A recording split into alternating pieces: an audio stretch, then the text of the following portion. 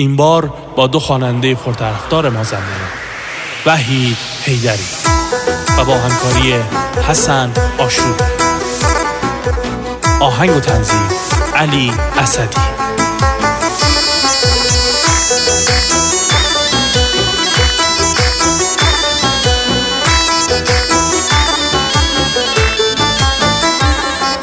آخ جانای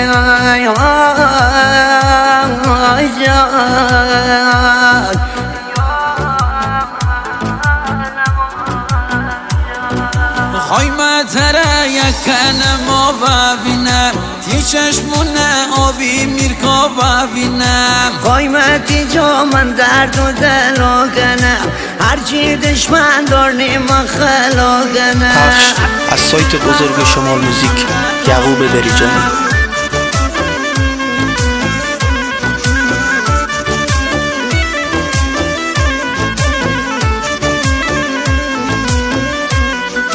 کلی مازندران منو تو بوریم خواهیم بال بگردن سمت گوریم.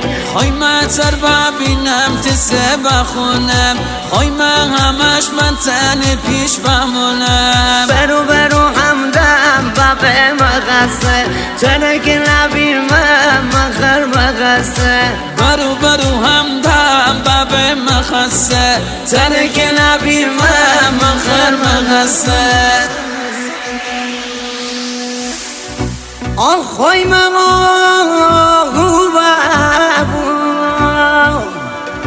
جان صحرا دکم دلخواه مرغ ماهی ببو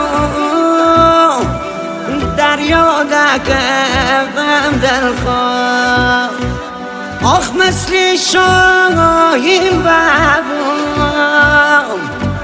هوا دکم دلخواه سایه ببو یارتی همراه دکم دلخواه.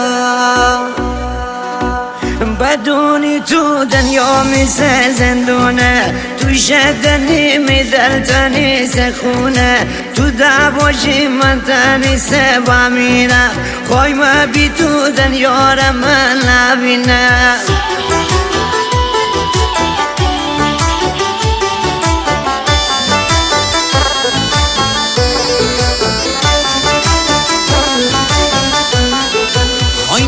سه آسمون ما بابام خواهی سه ماهی دریا بابام خواهی سه شوکای صحرا بابام سبیدن بلبل و میشکا بابام. برو همدم باب مغسه تنک لبی مخر مغسه. برو همدم باب مخسه تنک لبی مخر مغسه. نجوا ریکورد.